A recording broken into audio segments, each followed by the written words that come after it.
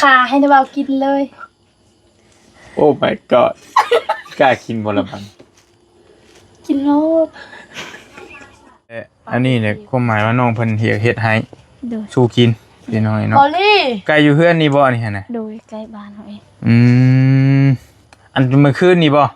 จับคืนนี่บ่เฮ็ดให้นาเบากินสู้คอยกินเลยโดยคอยตั้งใจเฮ็ดตั้งใจไปจ้ะเข้าใจมีแต่เอิ้นทางเอื้อยผู้ใหญ่ใจะดีเพิ่นนั่นแหละเพิ่นกินข้าวนํกันเพิ่นเบิ่งคลิปอยู่เอื้อยผู้เพิ่นเอื้อยผู้เพิ่นซอยน้องแม่น้องเพชรนั่นแหละมาเด้อเอื้อยเด้อแต่เพิ่นนั่นอายุซ้ำกันกับข่อยผู้เพิ่นซอยเจ้านะบ้านต้นเพิ่งเมืองต้นเพิ่งอยู่บ้านต้นเพิ่งเมืองต้นเพิ่งอยู่แขวงบ่อแก้วเพิ่นก็มาเด้อคือความหมายว่าถ้าเพชรอยากเฮ็ดให้บริเป็นตัวแทนนะตัวแทนผู้เอาเงินเอาทองมาให้เพิ่นก็บ่มีหยังหลายมีแต่เพิ่นมีไก่ตัวนึงเพิ่นอยากเฮ็ดต้อนรับนะมีหน่อไม้เพิ่นก็เอาหน่อไม้สุกกินตลอดหรอกน้องๆเพิ่นก็ถือว่าเพิ่นก็หาหยังสุกอยากสุกกินตลอดบ่ได้กินวันนี้ว่าให้นาบ่าวกินแล้วน้ำใหม่ให้นาบ่าวกินซีนซะน้ำใจขอบใจชุนเจ้าหลายๆอีหลีตาจ้าพุ่นเด้เอาไว้เจ้าบอกไอ้อันนาวาก็ถามเจ้าอยู่พี่ถามเจ้าโทษได้ไหมเราก็โทษได้ไรเหือแตกแล้วขอบใจหลายๆฉันน้ำใจจะขอบใจอีหลีสาเพชรจะให้กันได้จะให้กันว่าจะให้กันเด้ออีจะให้กันได้ว่าอีหลีเห็นได้ฟังว่าเพิ่นขาเพื่อเฮาแต่มันคือแบบบ่นะบ่าวนะขอโทษชุนเจ้าบ่ขอโทษนะบ่าวจริงหันใช้ทรงบอกบอลี่จะคืนนี่ขอโทษหลายๆเด้อที่เฮ็ดให้นะบ่าวเสียใจอย่าว่าจังซั่นขอโทษหลายๆเด้ออย่าว่าคลิปนี้นะบ่าวสิกล้าลงบ่ล่ะบัดนี้ลงโน้ตสิกล้าลง YouTube บ่ล่ะนี่คลิปนี้บัดนี้ลงโน้ตสิเป็นยังมันคือแบบว่าใดว่าหนึ่งแท้เพิ่นสิบ่ดราม่าหรือบ่าวบ่คือว่าใดต้องดราม่าเด้อต้องดราม่าเด้อห่านไปลำบากไปชื่อใครชื่อหยังอีกบัดนี้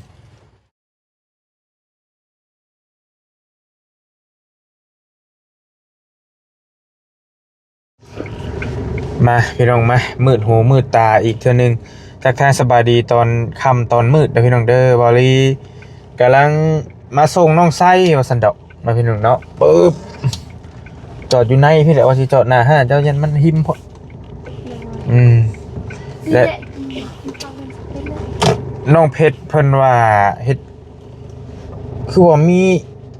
อาหารพิเศษบ่ต้มไก่ต้มกาถ่าอยู่ว่าซั่นแต่อีกอย่างเนาะได้ยินแต่เพิ่นว่าสิเฮ็ดอาหารพิเศษสุกินบ่ลงทุนว่าหรอบ่ยากปานนั้นนะสิไปหาน้องเพชรก่อนพี่น้องเนาะเพิ่นว่ามีอาหารเด็ดอาหารโปรดอยากให้บอลี่กิน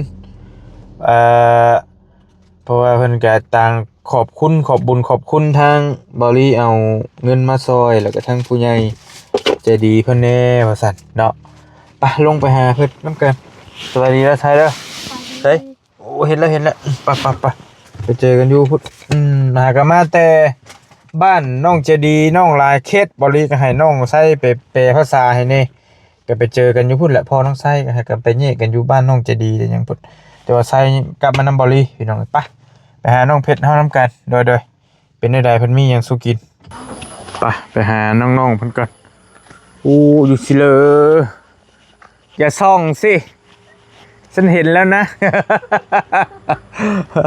ภาษาไทยก็มาเลยมาไทยมาไปขึ้นไปเพิ่นแอบส่อง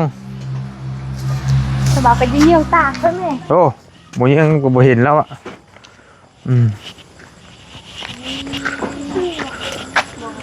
มาดูไสไปพี่น้องไปขึ้นมาขออนุญาตเด้อโอ้ค่อยๆบ่ปากลูกนอนหรือบ่ดีแล้วบ่ปากดังปานใดเดี๋ยวเพิ่นสิตื่นอีกพี่น้องเนาะสวัสดีไปดีใส่สินมื้อนี้โอ้มาแบบใดเด้เนาะมาลุกใดเด้มาแบบลุกน้ฮะมาลุกเงินแม่ลูกอ่ะสุภาพสตรีเฮาต้องใส่สินนี่แหละเพิ่นว่าถูกต้องแล้วใส่สินบ่ชงน้ำอันนี้เนาะจะได้งามของ อุ้ยเจ้ายัง แต่ใช่นี่นะว่าฮู้สึกว่าบ่เคยเห็นเจ้าเคยใส่สินบ่ เฮ้ย เออ น้องเบาอยากเห็นนี่บอก อ่า ถ้าค่อยใส่สิ้นนะคือนางฟ้าเลย โอ้ คือนางฟ้าออกจากสวรรค์ นางฟ้าตกสวรรค์ มึงเห็นไหมเหรอ เดี๋ยวใจละลายไม่เอานั่นหนู ฮะใจน้ำเบากันลายๆเด้อ โอ้ ลายๆเด้อบอก ไม่เอาเดี๋ยวหัวใจละลาย เป็นแบบใด โย เราเป็นแบบใดหัวใจละลายเขาอยากบอกคุณผู้ชม นี่ มันก็ละลายให้เราเบิ่ง เดี๋ยวเบาชุบเจ้าก็ได้ เอ้าก็น้ำเบาเลยนะเนี่ยเบาใจละลาย บอกใส่ไม้เนี่ย เอาไป อุ้ย ใช่ว่าต้มไก่นะทำหาได้นี่ได้ ไก่แต่ไก่มันค่อยใส่นั่นเด้อ ฮะ ไก่สีดำแต่ใส่หมดสีไทยมันดำเลยมันเป็นสีดำเลยเด้อ เอาจะเป็นหยังสีหยังก็ได้ดำก็ดำแซ่บเนาะโอ้ ต้มไก่พี่น้องต้มไก่มันคือเป็นแบบนี้เฮ้ยต้มเป็นโตสิบอก โดย ตัวคาราบาวเลยบอกยังทันคิดเลยบอก ไผ่สิกินเดี๋ยวคนสำคัญวะ คอยโอ้ยดีใจดิทาคอย ลูกตัวเอง บ่อันนี้เพิ่นได้ยินใช่ว่าเพิ่นเฮ็ดฮีทนำแม่นบ่หรือว่าได้ บ่ให้แม่ละบ่าวกินซื่อๆบ่ได้มีฮีตของอีหยัง คิดน้ำอื่นคิด ฮีทต่าง บ่ หากอีก บ่มีนะ ใช่ว่าเฮ็ดฮีท น้ำเป็นอย่าไปเตือนละ ตรึบเด้ กี่มื้อเนี่ยอย่าไปนะฮิตมื้ออื่น มันนี่เหรอสิเล่นจับมัน มื้อนี้เขาเล่นจับแล้วมื้ออื่นเฮ็ดฮิตไอ้ตัวนี้น่ะยังทันเฮ็ดฮิต อันนี้เอาไว้ อันนี้เอาไว้ให้นาเบากินตัวนี้ขาให้นาเบากินเลย โอ้ my god กล้ากินบ่ละบัง กินโลด อีหลีใช้อันนั้นยับไปก่อนถอยยับไปก่อน นาเบา อย่าเฮ็ด เพ แม่ ราะ นั่ ว่าน ในขาหน้ามันตุยเองมันกินเลือดเอา อย่าว่าจังซั่น นาเบามันตุยเองมัน ว้าวโอ้ยเหี้ยเราทำ กระชับไว้ แล้วเราทาเอาคาแล้วมันเราบริกินบอก กินคือ กิ กัน น โดน นะ มา สิเป็น เฮาอุตส่าห์ทานี่แบบโดนๆนึง ใช่ชิมก่อนขายนัวแหละใส่หัวสิขายด้านนั้นทันเทแล้ว เด้อนาบาวเขาเชื่อว่านาบาวรถนี้ เข้ามาเลยนะ ไปจุดไหน ได้ ปอดอยู่ไหน มุดอยู่ไหน มุดอยู่ไหน จาโดย จะโดย มุดจะเอาเลยไม่ใจเอา จาเวนรวยเนี่ย กล้องนะบ้าบ่ได้ถอยไปโอเคถอยไป โอ้ยอีชัยในนี่ตลอด ค่อยๆใจเย็นถอยไปอ อันนี้บ่ให้ถอยนี่ปะอยู่นี่ มาใช้ พี่น้อง กับ เอ้ย ฉัน น้องๆเพิ่นเฮ็ดกินต้มไก่เนาะต้มไก่ใส่ ใบมะขาม ใช่เลย หัวสิหัวสิขาย อย่าสิว่าต้มไก่ใส่ซาแล้ววันนี้สิ บ่ บ่ หัวสิ ได้ว่า ขาย ต้มไก่ใส่ใบมะขามบ่เกี่ยวกันตกใจ นาเบาอย่าส่งเพราะ ฮะ เอาสองนี่ก็พอ นี่ก็ได้แล้วเนาะเหลื่อมบ่โอเคอย่าใส่อย่าพอแล้วค่อยๆเนี่ยเพิ่งวันเห็นมะขามยัง กิน กินก้อนแหละ ยัง บ่แล้วเจะภาพได้กินก่อนได้บ่ได้เลย มือมันไว ไว ไปนะพ่อคิด มีแต่อันนี้เนี่ยความหมายว่าน้องเพิ่นเฮ็ดให้ โดย สู้กินพี่น้อย พอ เนาะ ลี่ ไก่อยู่เฮือนนี่บ่นี่หั่นน่ะ โดยใกล้บ้านเขาเอง อันเมื่อคืนนี่บ่จับคืนนี่บ่ มันตุยเองมัน บ่ความหมายใช้คือว่าเฮ็ดฮีทแน่ เฮ็ดมืออื่น บ่แม่นมื้อนี้บ่ เอากินแล้วก็กินหยับๆมา เฉลิมฉลองเด้ ดีใจความหมายว่าเฮ็ดฮีทเกี่ยวกับแบบใดบ่ให้ค่อยฟัง เฮ็ดแบบว่าเฮาสิไปผ่าตัดไปหยังนั้นนะให้พี่บ้านคุ้มครองเฮา โอ้ยยะ พี่บ้านพี่เฮือนเด้เพิ่นก็อยากฮู้คือกันว่าเฮาไปไสเด้ บอกเป็นคน เฮาสิได้อยู่รอดปลอดภัยบางเทื่อเฮาบ่ได้บอกลาวบางเทื่อก็มันเป็นได้ได้เฮาก็บ่ฮู้ต้องได้บอกลาวก่อน คำมาบ่บอกก็ยันผิดเพิ่นอีกความหมายหั่นนะ โดย พอแล้วกินข้าวก่อน บ่ข่อยอยากถามอยากฮู้นะ บ่กินเลย สาธิตแนวเนี่ยแต่เห็ดเบียร์แล้ว บ่กินบ่ ว่าแต่ตัวนี้แหละความหมายอันนี้แหละเฮ็ด เฮ็ดให้นาบ่าวกิน สู่ข่อยกินเลย โดยคอยตั้งใจเฮ็ดตั้งใจไปจับ เข้าใจข่อยเข้าใจ ไม่ได้อีก บ่อยากว่าหลายเดี๋ยวเจ้าสิหาว่าเรื่องมากเรื่องหลายนะกินก่อน บ่ให้เจ้ากิน บ่ได้เอ้ย อย่า บ่ฮีดมันบ่ได้ข่อยฮีดข่อย เมื่อไหร่บอก เดี๋ยวให้เจ้าภาพ กินเด็ก กินเจ้าภาพกิน กินเจ้าภาพ จ้าเหมย ลองกินมันจะครึ่งหนึ กิ ง น ก่อน แล้วยันเมา บ่ได้ จับตัว ข่อยฮู้อยู่มันเป็นมารยาทเจ้าแต่ว่าข่อยก็เอาก่อนบ่เป็นหยังบ่กันเองนะคิดซะว่าข่อยเป็นเซี่ยวผู้หนึงก็ได้สบายๆบ่ต้องคิดหยังหลาย สวัสดีบ่าวเป็นพ่อ แซ่บแฮง เพราะว่าชาวเพชรเด้เรา เจ้าก็ว่าเลยกินข้าวเดือดสิ แต่ว่า กินข้าวนำกันเด้อ ว่ารถบ่เป็นหยังเอากินแล้ว กิน พี่น้อง อ้าวนี่จับคุณก้อนเลยเอาอุตส่าห์เฮ็ดให้ มาดิ มาไว้ในบ้านเราเถอะ บ่ขอบใจหลายๆน้ำจิตน้ำใจกินก่อนบ่แม่นนะว่านั่นนี่ได้บ่อยากว่าหลายเดี๋ยวสิ FC เพิ่นสิว่านะว่าเรื่องหลายกินก่อนเข้าใจอยู่กินก่อน ว่าเฮาก็กินบ่แซ่บคือกัน น่า อุตส่าห์เฮ็ดให้อุตส่าห์เฮ็ดให้ กับ กิน แซ่บกินคือกัน นี่โอเคกิน เอาเขากินแซ่บคือกันเลยนะบ่าว บ่จะว่าจังซั่นอย่าว่าจังซั่นกิน แค่บอก กิน บ่จะกินก่อน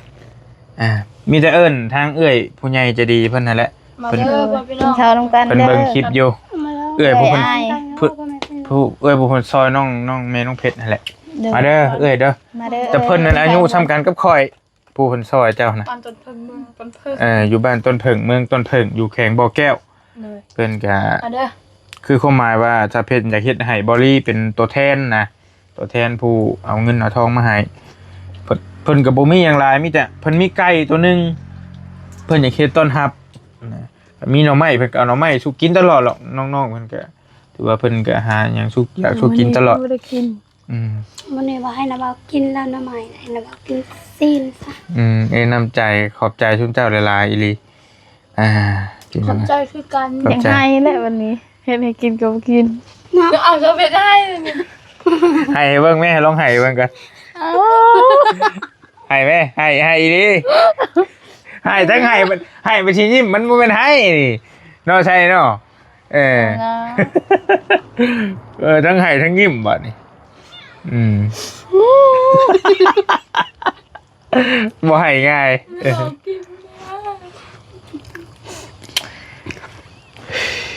เอาหนาว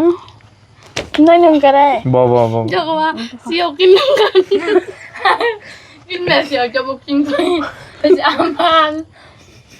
แต่ว่า กินกินแซ่บบ่ แม่นาบ่าว ตอนนี้ อุตส่าห์แลนจับเนี่ย เขาบ่ได้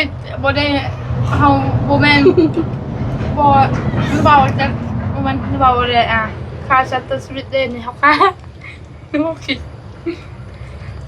เจ้าบ่ว่าขาเพื่ออ้ายบัดนี้ บ่ค่าเพิ่นเบา บ่หาเพื่อแล้วจะไปขาเพื่อก่อน บ่เจ้าแม่นะบ่พี่นะ บ่แม่นั่น บ้านคือตาจ้า พุ่นเด้แล้วเอาไว้อยู่ เจ้าบอกไอ้อันนาว่าก็ถามเจ้าอยู่พี่ถามเจ้าอยู่เจ้าก็บ่บอก ก็เอาไว้อยู่ตารางแต่บ้านนี่เขาน้องชายเอาหั่น บอกแบบเขาใส่เป่าแล้วเขาไว้อยู่ตาราง มันใส่เอง บ่อย่าตัวเดี๋ยวสิตัวไปเรื่อยๆอีกบ่ แม่ไก่ดึง ๆ แม่เราเพชรค่ะ เราจะเอาไปจำที่นี่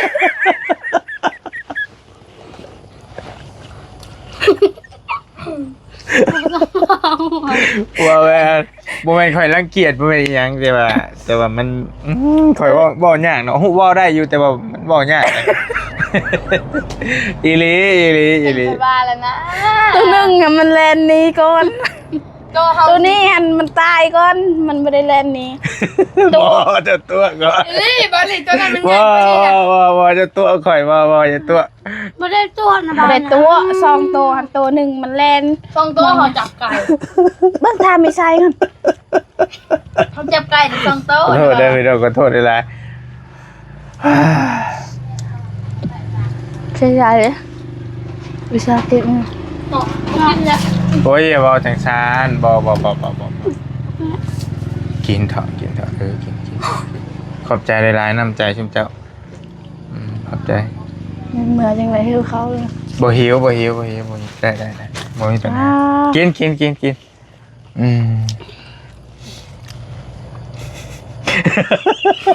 อย่าเบิ่งหน้ากันกว่านะ อีตอนนี้ บ่แม่นพังนะว่าสิว่าให้ฟังอันน่ะ อีตอนเดี๋ยวเอาเด้เนาะ บ่ต้องอีตนเข้าอยู่เส้นโปนบ่อึดบ่อยะ บ่อึดแต่ แห้ง เฮา ตุ้ยอยู่ อุตส่าห์เฮ็ดให้มา ข่อยในอีตนเจ้าอุตสาห์เฮ็ดให้แต่ว่ามัน เนาะ กินบ่ได้อีหลี ถ้าค่อยฮู้ว่าค่อยสิค้างแต่เมื่อวานนี้เลยเอาอีนี่ คันเจ้าว่าเพิ่นต้มเฮ็ดที่เฮ็ดคองแล้วมาสู่กินน่ะได้ นี่เจ้าเจาะจงมาขาเฮ็ดเพื่ออ้ายกินบ่ได้ บายจ้ะ บ่ถ่ายra ra nhiều ra บายchứ được bài trước mà mang chị nick ผมไม่ต้องมาถ่าย ตะกี้ใช้บ่ว่าเพิ่นเฮ็ดที่โอเค con chơi เฮ็ด hit ที่ได้กินได้ con chơi hit อ่า à เหือแตกแล้ว con chơi บ่ต้องคิดหยังหลายแค่ว่าข่อยหั่นบ่ได้มีข่อยบ่ได้ถือที่ถือข้องหยังแค่ข่อยว่าหนึ่งมันคือ บ่อีตุนนะบ่าวอุตส่าห์เฮ็ดมาให้เชื่อทั้ง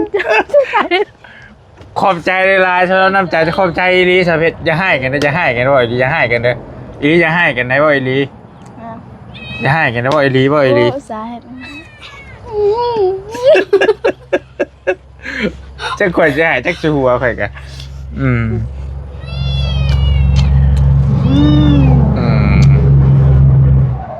เฮ็ดโตบ่ถึกละบัดบ่ลีกัน บ่มีเฮ็ดหยัง ทำฮะ กินหยัง เพราะอ้ายทำโตบ่ถึกแล้วเฮ็ดโตบ่ถึกแล้วบัดบ่ใช่แต่เช็ดล้างเดียวแต่ กินบ่ได้ก็บ่เป็นหยัง ต้มไข่เนาะ ก็เข้าใจ ต้มไข่ ตรงกับโอกินก่อนนะว่าชุมเจ้าให้สิยากชาหนา ไปต้มไข่ก่อนไป โอ้ยน่ะสิแหละ เจ้าอยู่นี่เจ้า มื้อหน้าสิกล้ามาบ่ล่ะคอยบัดนี้พ่นนะบอกมา เห็นบอกมันเป็นปฏิทินเลยได้บัดนี้ กินเฮาก็ ม่วนคือกันอยู่เนาะ โอ้ยเอาโคมขึ้นใช่เอาโคมขึ้นตั้งไหม ดันไฟไป โอ้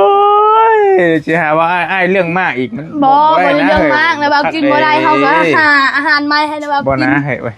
บ่ม่วนเด้ นี่กินอันใด อ้ายแล้วสิบ่ม่วนนำเจ้าบัดนี้ อ้าวสิบ่ม่วนอีหยังปูแบบนี้ไปหาหน่อไม้ตั้งแต่เช้านี่ก็ดีเนาะ ขนมไม้กินแต่ว่าบ่เคยปฏิเสธจุมเจ้าแม่นบ่กินน้ำตลอดแม่นบ่ขนมไม้เนี่ยนะ แต่บ่าวกินบ่ได้ก็บ่เป็นหยังเฮาก็สิเอาไว้คือกันเฮาสิบ่กินแหละบ่าวบ่กิน มันเมื่อมันจะกินบ่บอย บ่าวก็รับยันบ่าวอยาก พอแล้วเดี๋ยว FC สิว่าอ้ายเรื่องมากเรื่องเยอะอีก ไม่เป็นไร น้องอุตส่าห์เฮ็ดให้กิน บ่เป็นหยังเด้อ กินหน่อย FC เนาะ ต้องเข้าใจผิดเด้อเพิ่นกินบ่ได้เนาะก็คือพี่น้องหั่นแหละ น้ำบ่าวน่ะบ่ได้คลำบ่ได้อีหยังทั้งนั้นแหละแค่ว่า คือ บ่อยากขาดสัตว์ น้าบ่าวพยายามแบบว่ามัน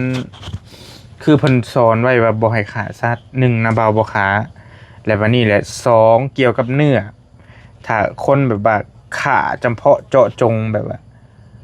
ให้อ้ายกินสินะ หรือเปล่า คำว่าชื่อมาแต่ตลาดโอเคนะว่ากินได้น้ำสบาย หรือเปล่าขออนุญาตเด้อเราเคยเป็นเทปจั่วป่ะ บ่ก็เคยอยู่แต่ว่ากันนะว่าศึกษาธรรมะนะล่ะมาระดับหนึ่ง เราเป็นยังเคยเป็นคนดังให้นะเรา เป็นคนดังบ่ ก็บ่อยากเว้าหลายเด้สิว่าบ่ดีว่าพิลึกพิลือแท้ก็บ่คือเนื้อที่เพิ่นบ่ให้ฆ่านั่นคือบ่ให้กินนั่นคือ1มีคนฆ่าเพื่อเฮาฆ่าจำเพาะเจาะจงมาเพื่อเฮาโดยตรงนะเพิ่นบ่ให้ฉันเพิ่นบ่ให้กินในการแบบว่าได้ยินได้เห็นได้ฟังว่าเพิ่นฆ่าเพื่อเฮาแต่มันคือแบบบ่นะบ่าวนะขอโทษเจ้า บ่ก็โทษจะว่า จริงหันใช้ทรงบอกบอลี่แต่คืนนี่เพิ่นก็แบบว่าอยากเฮ็ดฮีทเฮ็ดหยังนำแน่หั่นแหละ คือว่าอยากเฮ็ดนั่นครับ แต่ว่าเฮ็ดได้บ่อีหลีถามอีหลี อันนั้นยังบ่เฮ็ดบ่เสร็จมื้ออื่นนี้บางเทื่อเพิ่นเฮ็ดแล้วติถามทั้งแม่เพิ่นไก่ตัวนี้บางเทื่อเพิ่นบอกเอาไว้บอกเพิ่นบอกพี่เอาไว้แล้วเพิ่นเฮ็ดแล้วมื้ออื่นจึงเฮ็ดมา โอเค ว่า2โตเด้ อืม ไว้ไก่เฮาก็ยังเหลือตัวหนึงเนาะปลาแลดบางเทื่อเพิ่นบอกแล้วตัวนี้บางเทื่อก็ยังเนาะข่อยบ่ฮู้คือกัด มันยังบ่ได้เข้า แล้วบัดนี้เพชรไปใช้บัดนี้จะบอกไปซื้อใคร โดย โอ้ยเนาะเมื่อยนำเด้สิกล้ามาหาจุมเจ้าละมื้อหน้าบัดนี้ เดี๋ยวที่เราก็ต้องมาหาแล้ว ใส่ลำบากลำบนอีกน่ะพี่น้องเนาะ ดัง เป็นคนดังไฟแต่คนกุ้มเป็นคนดังเลยแตกยาว นะบ้าเขาขอโทษหลายๆเด้อที่เฮ็ดให้นะเบ้าเสียใจ ๆอย่าว่าจังซั่นอย่า เขา ว่า ข จั อง โท ซั่น ษหลายๆเด้อ อย่าว่าจังซั่นพี่น้องเนาะโอ้ย ไปหูนะเบาบอกบ่ได้กินแบบขาวๆแบบนั้นเพิ่นสิไปอมหมักอยู่ให้มันไป คันนาบาบ่ฮู้บ่เป็นหยังนาบากินได้จะคันสมมุติว่าเจ้าตัวอ้ายซะไก่นี่ซื้อมาจากตลาดมันตายแล้ว กินได้สบายบ่ นะ มี บ้า ปัญหา ไก่นี่ซื้อมาแต่ตลาด มันบ่ทันแล้วนาบาฮู้เลยเด้ บ่อยากตัวนะเบาดอก เจ้าก็สิเป็นตัวเจ้าคลิปนี้นาบาสิกล้าลงบ่ล่ะบัดนี้ ลงโน้ต สิกล้าลง YouTube บ่ล่ะนี่คลิปนี้บัดนี้ ลงโน้ตสิเป็นยัง มันคือแบบว่าวัดใดวัดหนึ่งแท้เพิ่นสิบ่ดราม่าหรือบ่าบ่คือว่าแนวใดแนวใด บ่ต้องดราม่าเด้อ ต้องดราม่าเด้อนะเบา หานไปลำบากไปชื่อใครชื่อหยังอีกบาดนี้โอ้ยเมื่อยนำเด้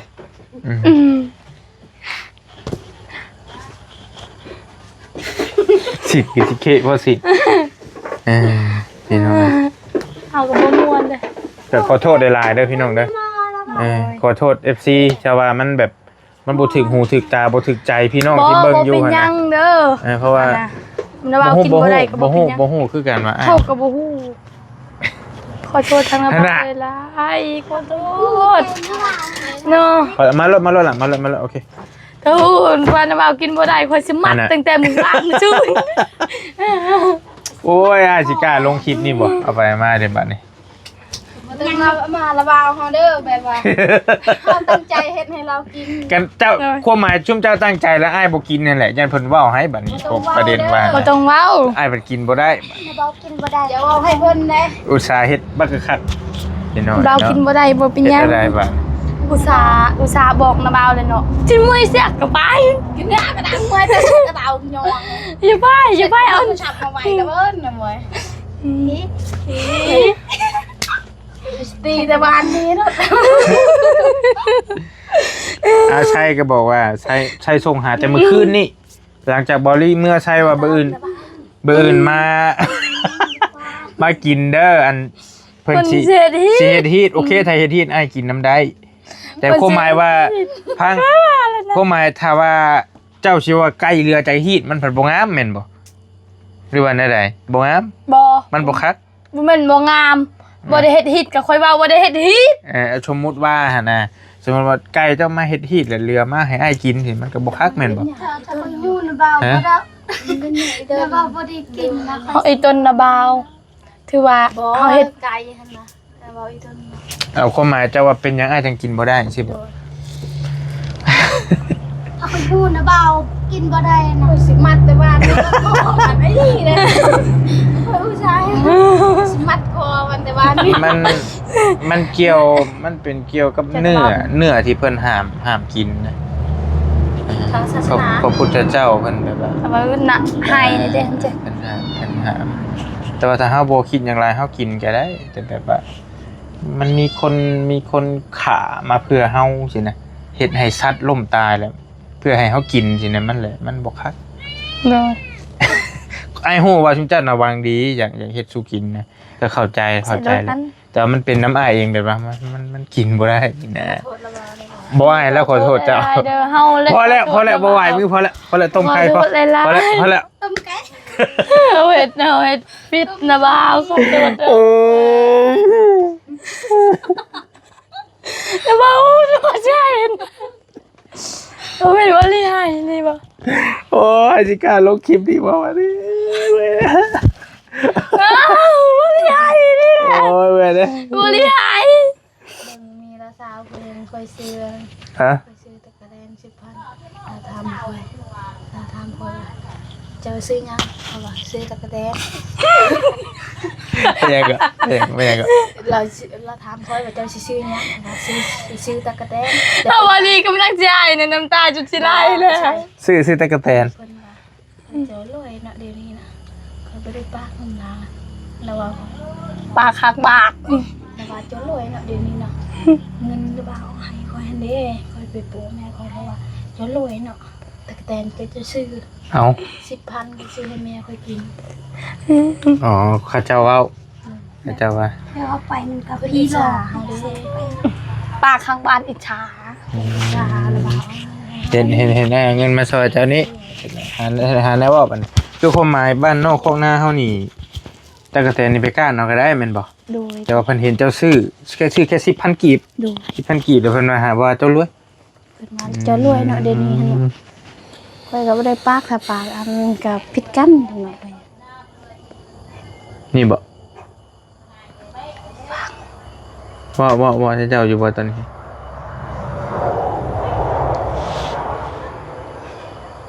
หึ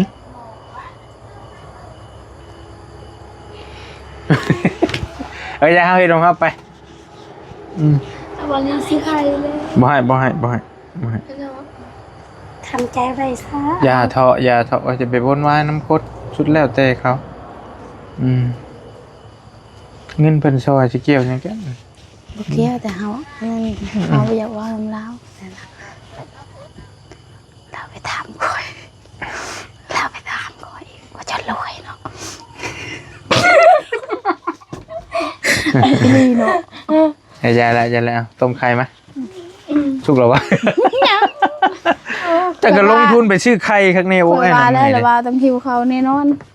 บ่ ถ้าใส่บอกคอยบ่ฆ่าก็ได้ บอกแล้วนะ จะบอกหาเจ้า บ่แช่เย็นบ่แช่เย็นเฮือน ไอ้ ไม่ได้ ไอ้บอกไซแล้วไอ้บอกไซแล้ว ใครว่าแล้วใครเว้าแล้วสิเจ้าว่าเฮ็ดฮิตใครเว้า บ่มื้ออื่นเฮ็ดฮีดมื้ออื่นเฮ็ด มื้ ฮี อ ด แท้ แท้ มื้ออีกมื้ออื่นเฮ็ดฮิตแท้ซาวันก็ได้มื้อ โดยมื้ออื่นสาบานก็ได้ มื้ออื่นซาวันก็ได้เด้อนะว่า เฮ็ด เด้ ฮี อ ดแท้มื้อ เฮ็ด อื่น ฮิตมื้ออื่นบ่เป็นหยังสิเฮ็ดฮิตแต่เช้ามื้ออื่นพอดีช่วง11:00 นนะว่ามากินข้าวอื่นเฮาช่วงถึงเที่ยง อ่ะแม่นเลยต้องสิเป็นโมง โอเคขอบใจหลาย ถ้ากินมื้ออื่นเด้อ ๆอืม ขอโทษทางน้าเบาหลายๆ อันน่ะพอแล้วอย่านกมือพอแล้วเดี๋ยวสิรู้สึกผิดกว่านี้อีกนึกตอนเช้าตอนแรงแล้วละบ้าเมื่อเนาะ อุตสาขาไก่บ่อื่นเมื่อตอนแรงๆเมื่อ แต่สาวของสิบห้าหน่อไม้อีตอนได้เนาะเนาะ โอ้ยพอแล้ว พอแล้วไม่ต้องเล่าเดี๋ยวมึงจะ เปล่า เนาะ ดูแล้วมันจบไปแล้วแต่ว่าใจเฮานั่นอยู่เป็นเนาะ ใจอยู่บ่เป็นไปซื้อไข่มาอีกว่ายากนำดิพี่น้องเนาะคือแต่ก่อนชุมอ้ายกับมันบ่ได้แม่นว่ามันอันนั้นนี่ดอกปกติก็อยู่หน้าก็ขายกินต้มกินปกติหั่นแหละแต่ว่าเฮามาเปลี่ยนหลายปีแล้วอ้ายบ่ได้ขาสัตว์แหละแบบว่า กี่ต้นมัน มัน แบบมันกิน มันลึกมันลึก เนาะ นะแม่นแหละมัน เจ้า ลึ มัน ก เป็นจังไดมันรู้สึกบ่ม่วนนะ แม่นมันลึกขนาดละมันลึ กิ ก นแต่มันรู้สึกผิด อืม โดยก็เข้าใจอยู่บ่เป็นหยังนะเบา มันแบบว่า มื้ออื่นอีก มัน ก็ได้ มันเคยเฮ็ดมาแล้วมันสิกินคือกินบ่ได้นะถามว่าอ้ายกินชัดบ่ก็กินปกตินี่แหละ ตัวกินชัดที่มันตายแล้วนะ มืออื่นอีกมืออื่น จะกินได้ปกติเนื้อสัตว์บ่ได้ว่ากินเจกินหยังแล้วเห็นไหม ออกนะมันนี่เคยบอกเนาะ คนดังเป็นคนดังนะ คนดังอ่ะ ดังไฟ ดังซิน ดังสินจุ๊มจักก็เอามากินแม่เฮ้ยอย่าว่าจังซั่นแม่ชายหาก็ จั กิ ง น ไดก่อนกินน้ำกันนี่แหละใช่ นั่น ไป น่ะ anh kệ về rồi kệ nợ chu về nợ chị trang kệ nợ gia cha thế จ้าไปช่วยไหม họ kinh năm lao khay kinh năm nó bao khay kinh khay nó bao กินแล้วเอาไข่ กินคันกินน้ำนาบาวไข่เอาเคยคิด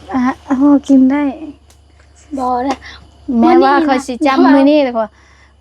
เฮ็ดก้อนไก่ตัวนี้ตัวนั้นมันอันนั้นเลยเด้มันออกเลยบ่มันออกแต่เปล่า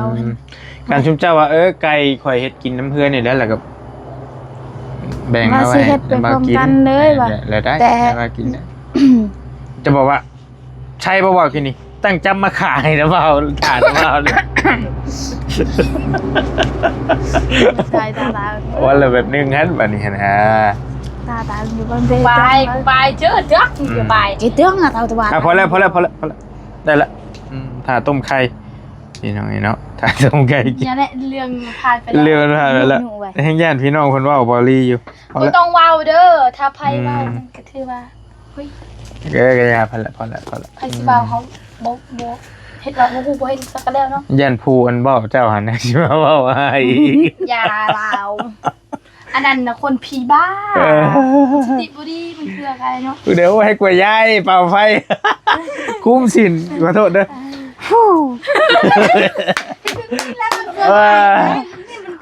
คอยแห่งอยากขอบใจผู้เว้าคอยสร้างยาเจ้า เฮ็ดกินยังแม่เฒ่า บ่ฮู้คือกันต้มไข่สู่น้าเบากิน เบิ่งมาเบิ่งกล้องกันดับไปแล้วประจักษ์โอเคยายเพิ่นกำลังต้มไข่ให้กินอยู่พี่น้องเนาะ เป็นยังสุกินยาย ยายไว ต้มไข่จ้ะ ใหญ่ ไป ไว้ ยัง ใหญ่ ไข่น เพีย กกระจอกเดียว อันนี้นะสาวมันมีน้อง บ่เจ้าเด้ นี่จะเป็นยายนี่จะเป็นยายนี่จะเป็นสาว อันนี้เอาพวก มีแต่อันนี้เจ้านอนหรอบ่แม่เจ้านอนหรอบ่นอนลูกก็นอนมื้อนี้เนาะและก็เพิ่นให้เพิ่นกินยาก่อนแม่นบ่ โดย กินยาแล้วจังว่ากันเนาะ โดย คันว่าในระหว่างนี้ถ้าว่ามันเป็นไปได้กับไผสิแลนเฮ็ดสัมมโนให้เนาะคันว่าเฮาแลนเองอีหลีก็บ่ได้หึงนะแป๊บเดียวนะสัมมโนครัวก็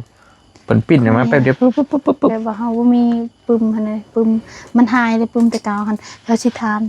แบบนี้ เฮาบ่มีปืนเก่านะมันยากมันโดน เขาถามมันจน เป็นอาทิตย์2อาทิตย์ เฮาก็ รูปเก่ามันก็บ่มีเนาะ หมดนี่สิอยู่นำปึมจำโนหั่น แต่มันมีแต่ว่ามันต้องมีข้อมูลเก่าติ มันมีหมดเขาถาม บ่อยู่ในคอมเพิ่นหั่นน่ะเฮาบอกว่าสัมมโนเฮาเฮียเอาสิมีแนวใด จัก ก็มันเฮียแค่บัตรประชาชนนี่เฮาเฮียนี่นั่นล่ะเฮาก็ไปแจ้งเพิ่นแต่ว่าระเบาก็บ่มีประสบการณ์เรื่องนี้เพราะฟันใดเพราะว่าบอลลี่เองก็หากะเฮ็ดแล้วได้สัมมโนอยู่เฮือนก็แยกออกมาต่างหากหั่นน่ะ อันนั้น แต่ว่าเพิ่นก็ต้องมีอยู่แล้วข้อมูลมันน่ะ เอาทงขนมมันใส่รถ ข้อมูลเก่า ให้มันชะลอไว้ ลองไปคุ้มแล้วปานนั้นแท้พอแล้วไปเจ้าบ่ทำอันนะ ไว้แต่ว่าตามโยกเขานาลงนาก่อนแต่ว่าตามโยกลงนาทำเรื่องดูกัน อย่าดังอย่าไปเตือกอย่าตะบายอย่าไปเตื เรื่ อ อก งบ้านแหละเฮิง แม่เดี๋ยวไป แต่ว่าดัง ว่า อุ้ยยัง ฮู้เด้อ FC เพิ่นฮู้ได้ภาษาเจ้าสิว่าเพิ่นบ่ฮู้เด้อ สิเป็นยัง เพิ่นจักได้ บ่ได้เว้าเรื่องร้ายเขาก็เว้าเรื่องดี โอเคจ้ะเพิ่นจักได้ แม่บ้านแม่เรือนให้กิน ฉันแล้วแม่บ้าน แม่สิเลือด ไผเป็นแม่ซีเรียส มี2สาวนี่2เฒ่านี่ อยู่ว่าจังซั่น ตา FC เลือกคือได้ยังแม่โน โอ้ยเนาะ อายุเป็นพันปี ตา FC เลือกอันนั้น ปีบ่ดีเท่าไหร่นี่ มาใช่ถ้าให้ FC เลือกคนเฒ่ากับคนหนมเราสิมักไปเด้ นั่นแหละก็เอาว่ามึงดู บ่ว่าถามว่าถ้าให้ FC เลือกคนเฒ่ากับคนหนมผู้ใดเราสิเลือกแต่นี่คนหนมเฮาส่งคนเฒ่าเนาะ ไอ้นุ่มบ่ โดย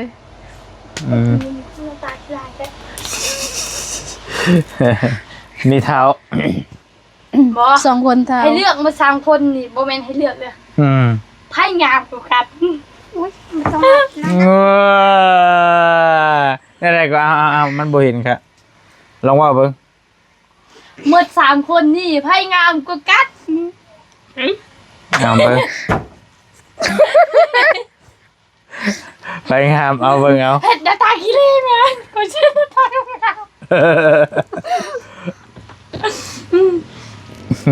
อย่ายัง อย่าจื้อ อย่าเจีย ไอ้ยะเจีย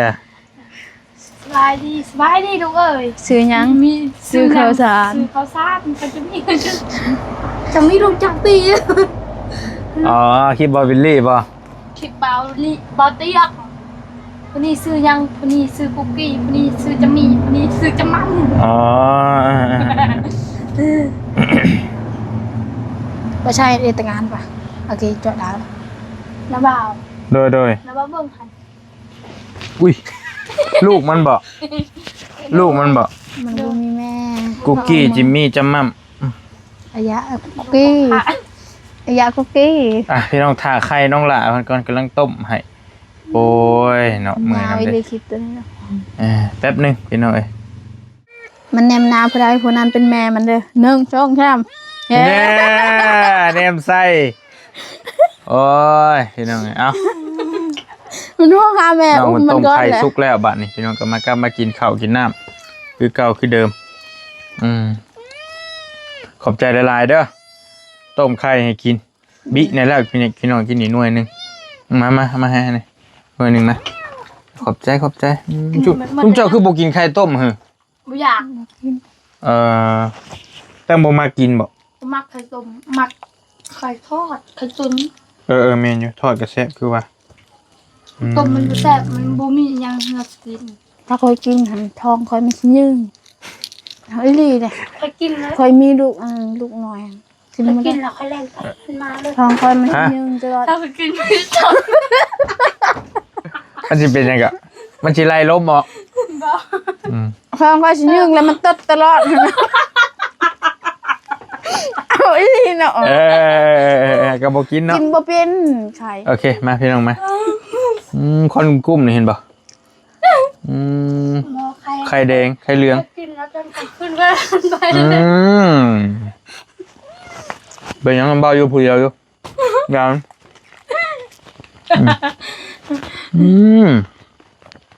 กินแล้วไป กินหลายกิน จะว่ากินไข่ต้มเนี่ยไม่อยากต้มมันเหม็น อย่างงั้นบางคนบ่ถึกหันเป็นอันนั้นมันยืงทองถ้าเป็นเล็กน้อยหันถ้าบ่ถึกกัน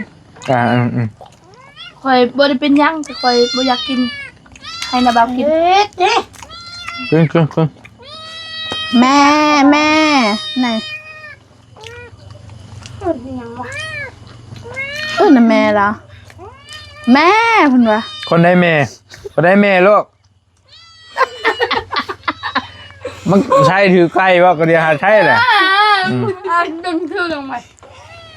หน่วย เป็นแม่เจ้า หน่วยที่3ด้วยพี่น้องเด้อ ไผเป็นแม่เจ้าแม่ ผมมาขอบใจน้องเพิ่นหลายๆไปชื่อมาจังหน่วยนี่ใครนี่ไปชื่อฮันไส้บ่ 6หน่วยโบกหันใช้ไก่โพด ชื่อฮันนี้ ทางนี้ เอ้าโอ้มีหลายฮันบ่ โดย ฮันไส้ไก่โพด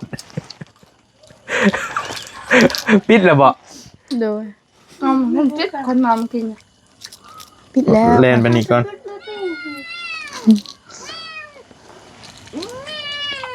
แม่เพิ่นเอิ้น แม่ หัน เมื่อยบ่นายบ่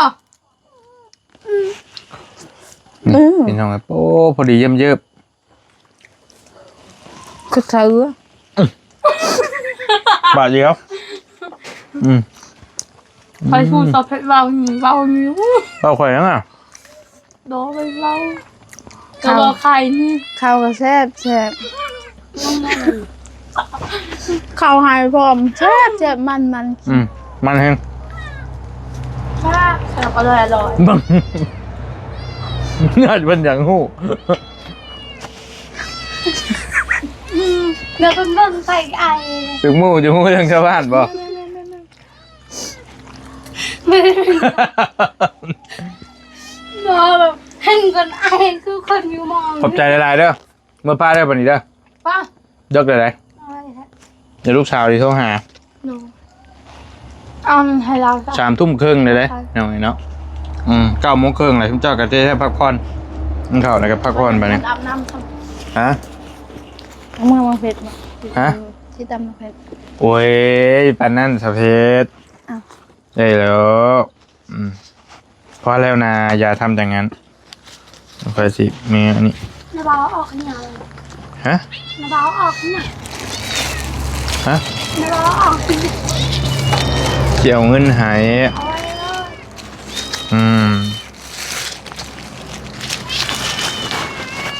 อย่า ำแนวนี้ปั๊บจะเป็นอย่างซีนคอยจะให้นี่แหละ เอาไข่ให้อีกแล้วบัดนี้พี่น้องเอ้ยเป็นบอลนี่โอ้ยคนละมือน้ำเจ้า เอามือเข้าน้ ลาก ฮะ เราก็ตำมาให้แทนเราด้วย พอแล้วนะเว้ ำ ย โอ้เนื้อจังเลยเลยก็หิวข้าว พอแล้วได้แล้วแล้วเชื่อคอยนี่ แปะ เชื่อไอ้นี่เชื่อไอ้นี่ไอ้บอกยาแล้ว ข้าว ให้ นี่ เด้ให้เด้ ข้าวนี่เอามือ เคยเห็นคอยให้บ่ บ่ ฮะ เลย โคกอันนี้ว่าสิตำให้ไอ้นี่เอ้ยไปนั่งน้ำกันเพิ่น บ่มาใช้จานจริงแต่ แต่บ่เคยเห็นคอยให้บ่โอ้ ตัวเด็ก หายเราไปทำก็ได้ คอยให้แท้เลย วานมาพูบอกเท้าหายนาเขาสิเท่าเด็ก นี่เห็นบ่ไปจุดเฮือนจ้ะ จุดคอยเห็นไหม ฮะ จุดก็จุดแหละเขาเสียยุดน้ำเมาอยู่นี่เลย ฮะไปจุดเฮือนเจ้าแท้เลยอย่าเลย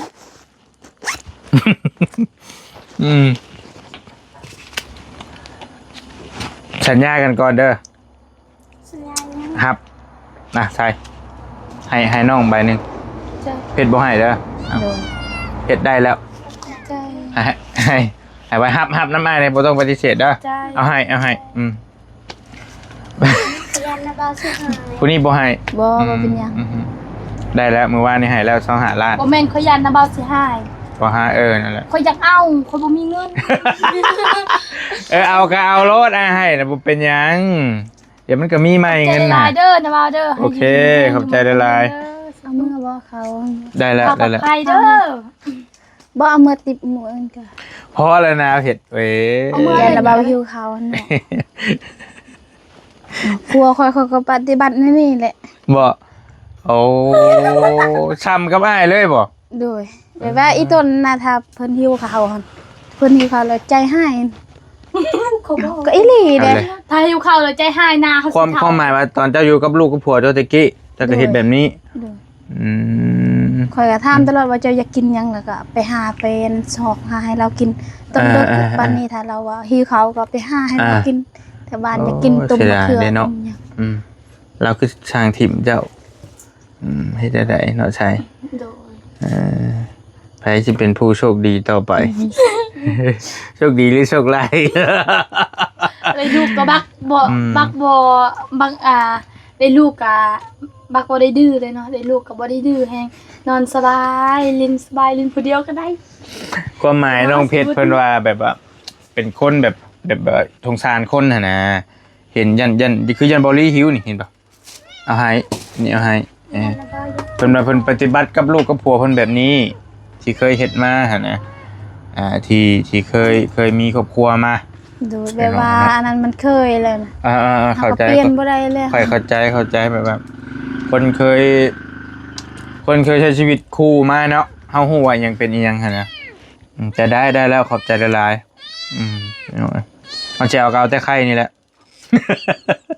ไข่นี่เอาอยู่ เอาหน่อยนึงก็ได้ครับ ได้แล้วขอบใจ แมวนั้นมาแมวน่ะ เงินหั่นแม่เป็นคนเก็บบ่อยู่แม่เจ้าบ่อยู่นำเจ้า คือน้องพ่อย อยู่นำเจ้าก็แบ่งใช้โดดแล้วเด้อแบ่งใช้ก่อนถ้ามีแนวจำเป็นหั่นนะหรือว่ามีอยู่บ่เงินใช้ก็ได้ มีอยู่เงินบ้างยังบ่บุญสารวันเอาให้บ่ยังล้านนึงแล้วแต่ค่อยก็เก็บค่อยมีแต่ไปหาหน่อไม้หั่นแหละได้ซื้อขนมให้ลูกหาหน่อไม้แล้วก็ซื้อขนมให้เรากิน ก็แบ่งซื้อรถบ่เป็นหยังอันนั้นก็ได้เล็กๆน้อยๆซื้อกิน บ่ไปว่าเฮายานมืออันนั้นมือสำคัญนะ อย่ามันบ่พอเนาะ โดย ถ้าเฮาไปยืมเงินเพิ่นก็ต้องมีดอกเบี้ยมีอีหยังเฮาก็บ่ฮู้ว่าเฮาสิเข้าใจอยู่เพราะว่ามันชีวิตแม่เนาะมันเป็นชีวิตแม่ทั้งคนแหละมันบริก็เข้าใจว่ามันมันถ้าบ่ได้เงินก้อนนี้มาเนี่ยแม่เจ้าก็นอนไปซื่อๆนะนอนรอความหวังไปซื่อเนาะกันนั่นแล้วขอบใจหลายๆด้วยจ้ะว่าท่านอันนี้ข่อยเอาอยู่ข่อยสิมาแก้กินขอบใจหลายเจ้าฮู้บ่เจ้าต้มให้ข่อย10หน่วยบ่ตอนน่ะ ๆโดย อ้ายเหลือมื้อฮอดบ้าน ฮอดบ้านอ้าย แล้วว่ายังกินบ่ กินบ่หมดยังอยู่ในตู้เย็นไม่ใช่เดี๋ยวนี้บัดเฮาเมื่อกินนี่แล้วมันแน่นแหมกินได้เด่นบ่ได้หลายเด้ใช่กิน2-3หน่วยมันก็แน่นแล้วกินตอนดึกกันนะ อยู่รู้สึกว่าอยู่ในตู้เย็นนี่เดี๋ยวนี้อยู่เฮือนเนี่ยนะ ถ้ากินมันแซ่บกินตอนร้อน โอเคได้อยู่ดีมีแห้งขอบใจหลายๆเด้อ ขอบใจหลายๆ ว่าซั่นว่าซี่เด้อ ทางปลอดภัยเด้อ โอเค สวัสดีเด้อ บ๊ายบายไปเมื่อก่อนบัดนี้พี่น้องเอ้ยโดย